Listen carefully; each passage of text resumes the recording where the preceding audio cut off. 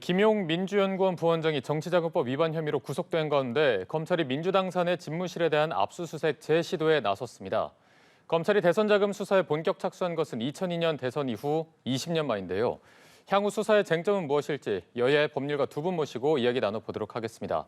전 국민의힘 미디어 법률단 단장 원영섭 변호사 그리고 민주당 법률지원단의 설주환 변호사 두 분 모시고 얘기 나눠보겠습니다. 안녕하십니까? 네, 안녕하십니까? 네. 민주당 측과 이제 검찰의 대치 상황을 저희가 계속해서 전해드렸었는데 앞서 속보로 검찰이 이제 민주당의 그 당사내에 있는 민주연구원에 대한 압수수색에 들어갔다라는 소식이 전해졌습니다.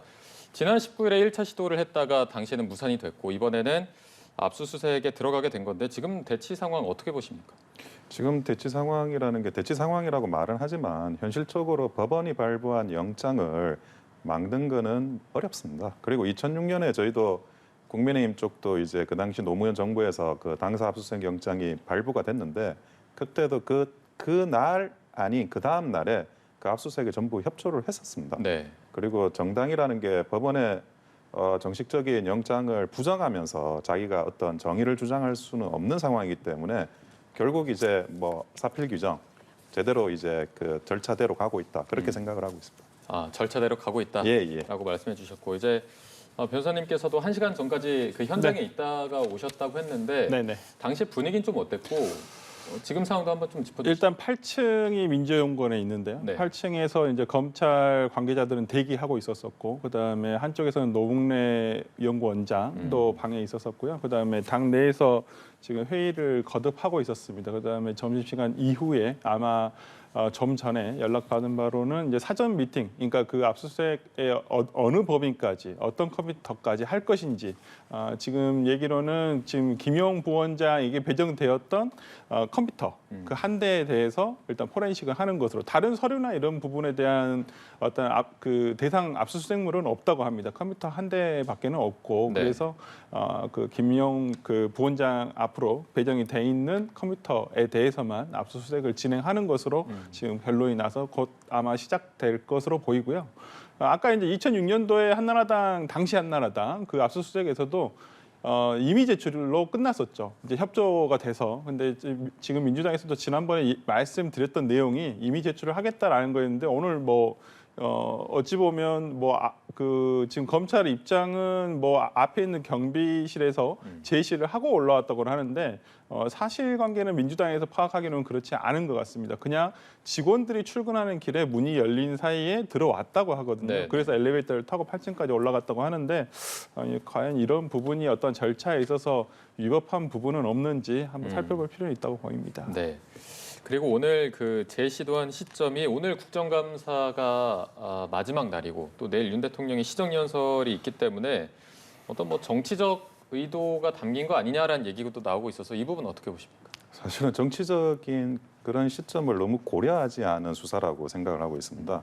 만약에 이제 그 사회자님 말씀하신 대로 그런 여러 가지 상황을 했으면 오히려 그런 시기를 지금이 아닌 다른 시기로 조절을 해야 되는데 근데 수사라는 게 그렇습니다. 어느 타이밍에 그 수사가 잘 진행되기 위해서 해야 될 그 무엇이란 게 있는데 오로지 수사의 관점으로만 압수수색 영장이 발부되고 그리고 이제 그 압수수색을 하러 나온 게 아닌가 그렇게 생각을 하고요. 그런데 실제로 이제 정치적인 의미를 많은 분들이 또 생각하실 수도 있지만 네. 지금의 청와대에서 뭐 어떻게 그 민정수석이 없지 않습니까? 민정수석이 없는데 어떻게 검찰하고 소통할 수 있는 라인이 없어요. 그러니까 뭐 정치적으로 이러니까 이렇게 하고 정치적으로 저러니까 그런 논의의 채널이라는 게 없고 오히려 그런 논의의 채널이 없다 보니까 좀 그런 그 정치적인 일정과 시점과 이런 거를 전혀 고려하지 않고 지금 수사 그 자체로서 진행되고 있는 게 아닌가 이런 생각이 듭니다.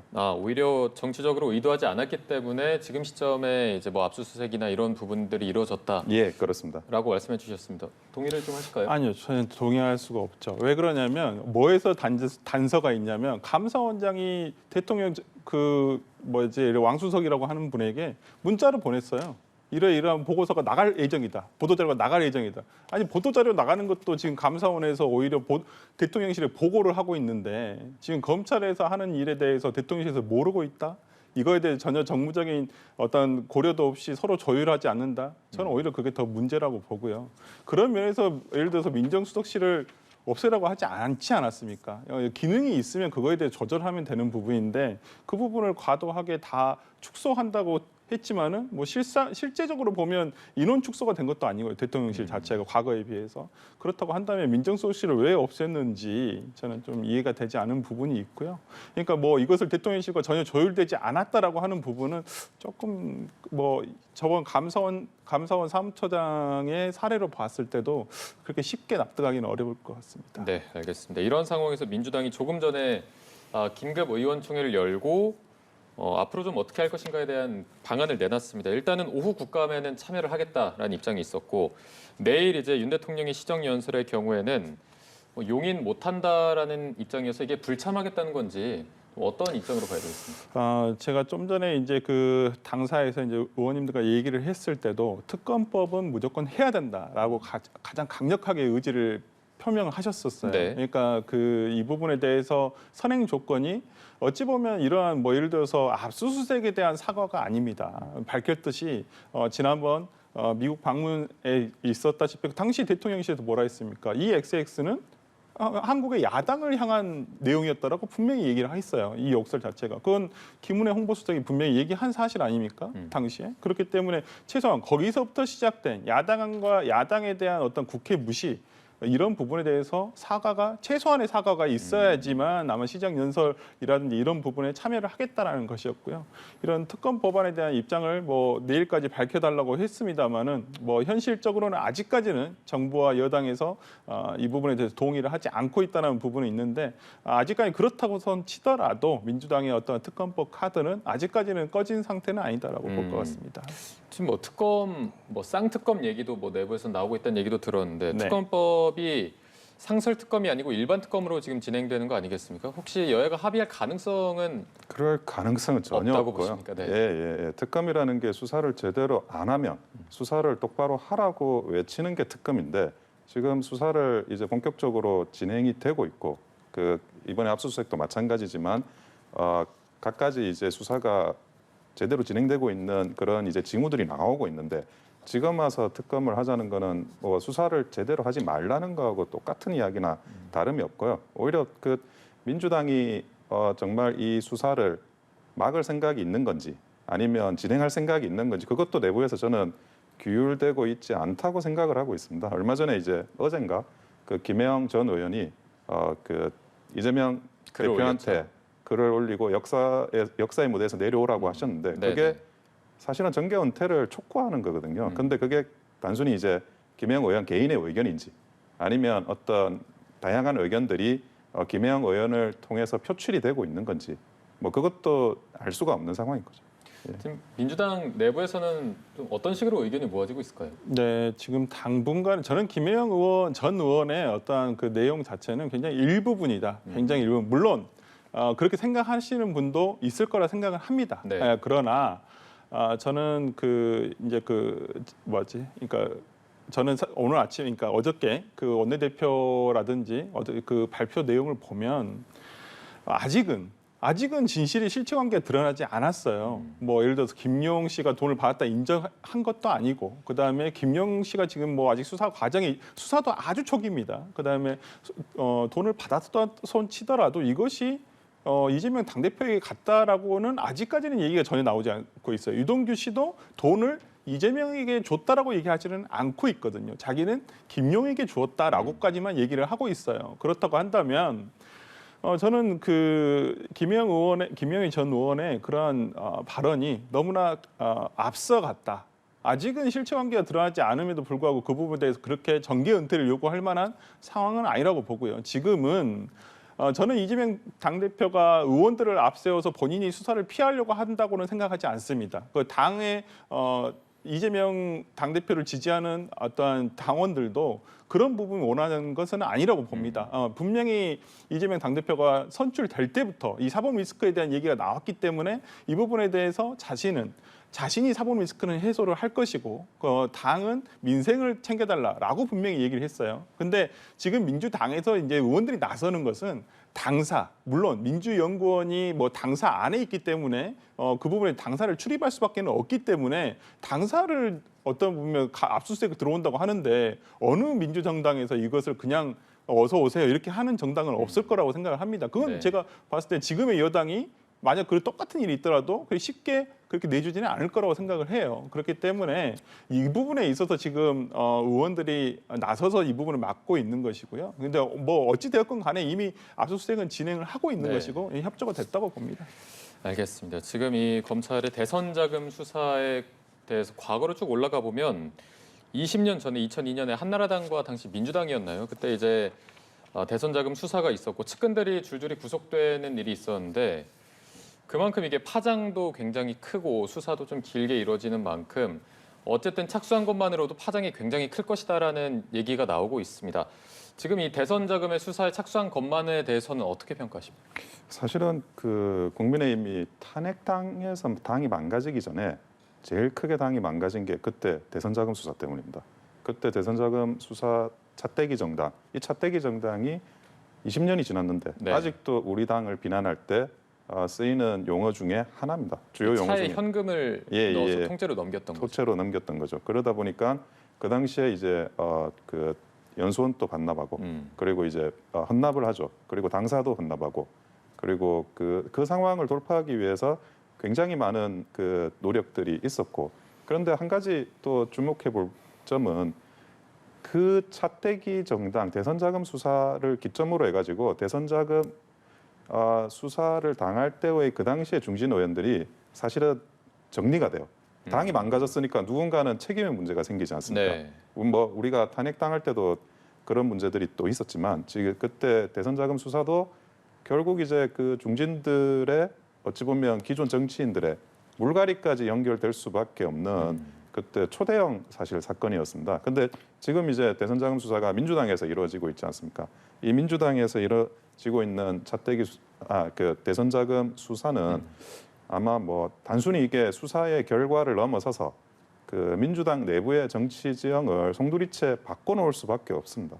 그렇기 때문에 아마 그 구성원들 모두가 초미의 관심사로 집중을 하고 있을 거라고 생각하고 있습니다. 네, 이게 뭐 파장이 굉장히 크고 또 길게 가기 때문에 그렇습니다.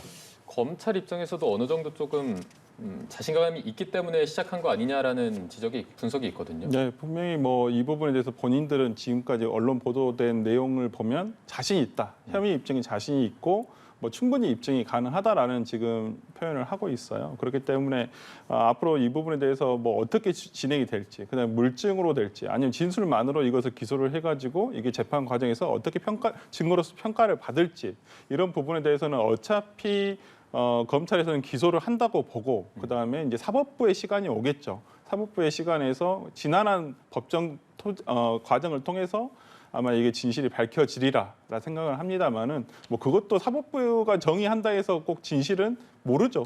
지금도 저희도 예를 들어서 지금도 김용 부원장이 받지 않았다라고 오늘 아침에도 변호인을 통해서 발표하지 않았습니까? 그런 부분에서 아직까지는 신뢰를 거두지 않고 있다는 것이고요. 이 부분에 대해서 앞으로 어떤 수사 결과, 그다음에 이제 1차적으로는 공소장에 어떤 내용으로 공소장 기재가 될지 이런 부분에 대해서 조금 이제 좀 기다려보고 이제 지금 아마 구속 기간이 최장 20일까지인데 이제 한 18일 정도 남았으리라 생각을 하고요. 네. 이런 부분에서 아직까지는 김용 부원장의 어떠한 입장은 강력하게 부인을 하고 있다. 어떤 진술이 구체적으로 이루어지지는 않을 것이라고 예상을 해봅니다. 네, 말씀해주신 그 김용 부원장 수사 상황을 조금 더 저희가 짚어보자면 어제 구속 후 첫 조사를 받았고요. 말씀해주신 대로 김용 부원장은 계속해서 완강히 부인하고 있는 입장.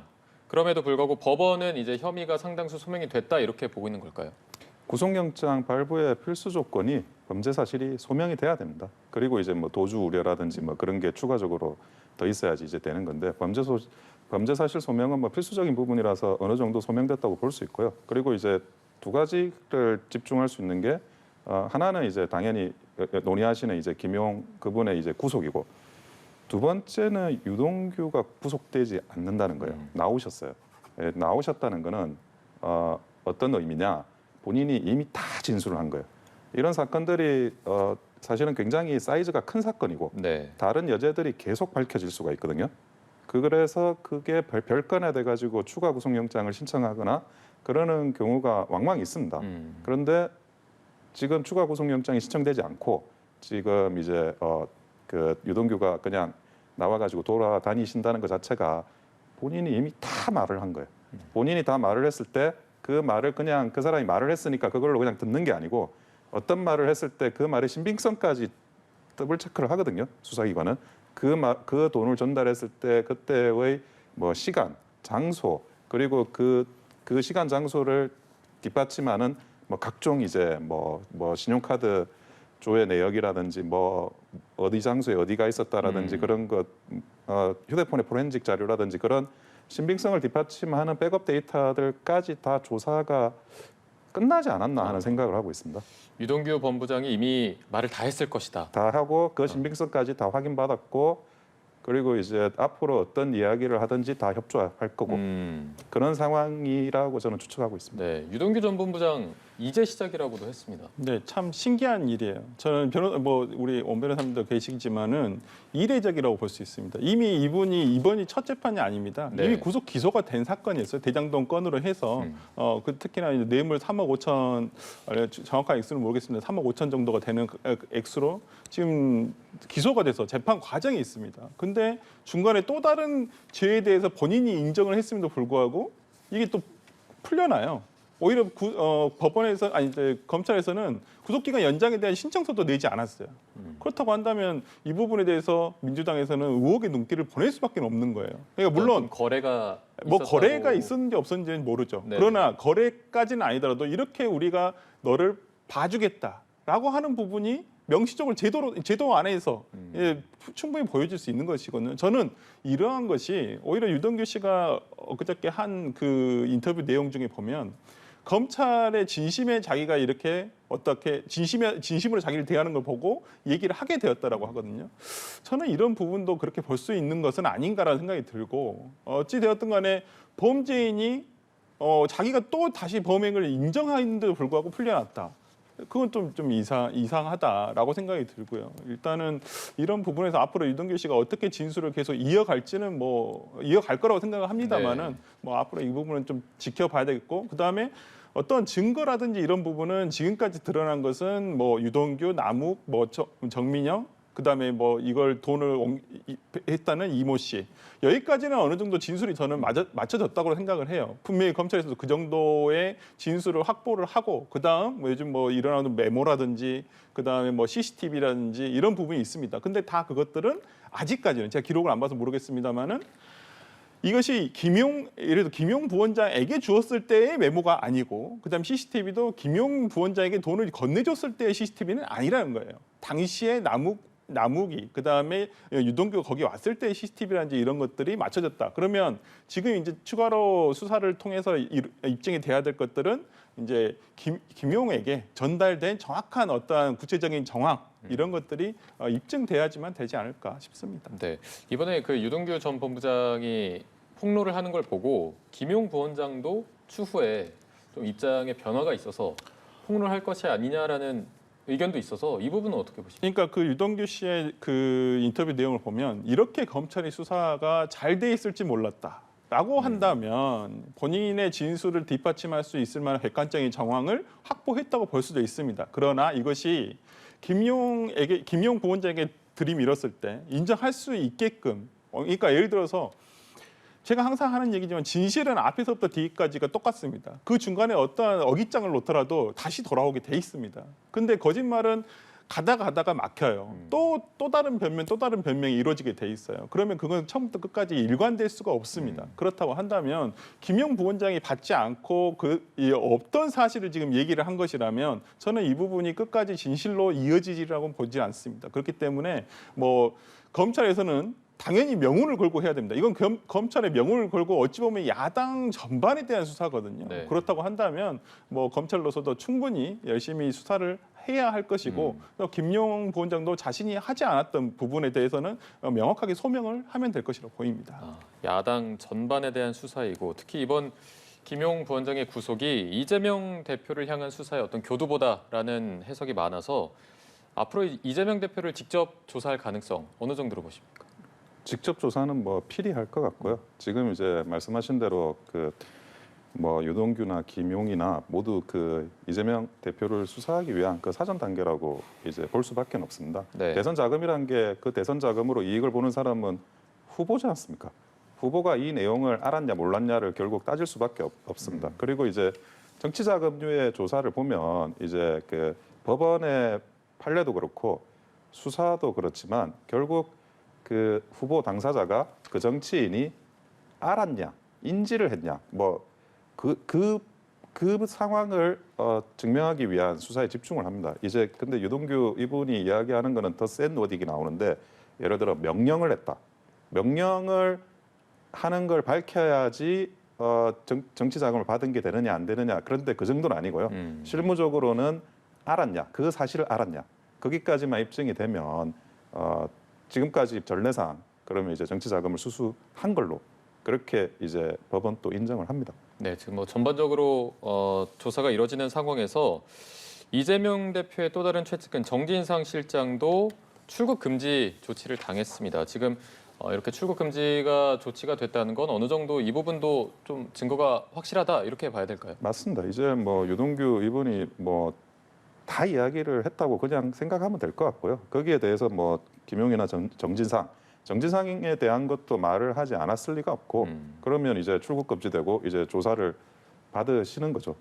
이제는 뭐 죄수의 딜레마라고 하는데 자백을 하면 자기의 처벌이 적어지고 자백을 안 하면 자기의 처벌이 이제 무거워지는 네. 그런 이제 여러 가지 경우의 수 속에서 이분들이 얼마나 자기가 판단을 이끌어 나갈 수 있을지 그것만 남아 있는 게 아닐까 그렇게 예측을 해봅니다. 네. 지금 뭐 폭로가 계속해서 이어지는 상황에서 남욱 변호사도 지금 뭐 폭로를 이어가고 있고 그 남욱 변호사의 측근이 작성한 그 메모가 지금 검찰이 네. 가진 가장 뭐 강력한 증거로도 해석이 되고 있는데 이 메모가 어느 정도의 좀 신빙성 그리고 증거로서의 능력을 갖고 있다고 보십니까? 글쎄요. 실제 재판에 갔을 때 이 메모가 과연 가지는 그러니까 증거로서의 신빙성은 저는 크지는 않다고 봅니다. 제가 메모를 지금 어떤 형태로 돼 있는지는 모르겠어요. 근데 우리가 보통 판례상 보면 장부 그냥 연속되는 예를 들어서 책자로 돼 있는 다이어리 이런 것들은 어떤 증거로서의 신빙성이 어느 정도 인정됩니다. 근데 메모라는 것이 어떤 형태인지는 정확하게 모르겠습니다만은 낱장으로 돼 있다는 어떤 메모라든지 이런 것들은 언제 작성 여부를 확인할 수가 없어요. 이건 어저께 쓸 수도 있고 그저께 쓸 수도 있습니다. 그렇다고 한다면 그 형식이 어떻게 됐냐에 뭐 내용이야 맞춰졌을 거라고 저는 생각합니다. 그렇지만은 그 형식이 어떤 형태인지에 따라서 증거로서의 신빙성이 아마 조금 다퉈져야 될 것 같고요. 네. 지금까지 나온 얘기로는 유동규에서 김용으로 갔다는 지금 돈 내용 어떤 전달 과정은 없어요. 보도 자료를 보더라도 뭐 이 부분에 대해서 유동규 씨가 어떻게 밝힐지는 모르겠습니다. 이미 밝혔을 수도 있지만은 아직까지 뭐 보도 자료로 나온 것들은 없으니까요. 뭐 이건 아마 공소장이 분명히 적혀 있을 거라고 생각을 하고 이 부분에 대해서 이제 뭐 수사 과정에서 밝혀지든지 그 전에 보도 자료로 나오든지 뭐 아마 그렇게 되지 않을까 싶습니다. 네, 알겠습니다. 자, 저희가 마지막으로 이번 사건도 한번 좀 짚어보겠습니다. 서해 공무원 피격 사건 관련해서 관련자들이 다 구속이 됐습니다. 윗선 수사로의 어떤 속도가 어느 정도로 갈지 그 파장은 어디까지 갈지 어떻게 예상하십니까? 결국에는 문재인 전 대통령한테 갈 수밖에 없는 문제다 그렇게 생각하고 있고요. 결국 이제 이 모든 서해 관련한 이 사건의 핵심 쟁점은 대통령께 그 당시 문재인 대통령에게 어떻게 보고되고 문재인 대통령으로부터 어떤 지시를 받았느냐 이 부분이거든요.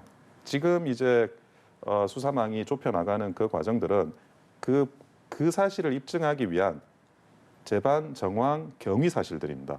결국 이제 대통령께서 문재인 대통령이 보고를 받았을 거 아닙니까?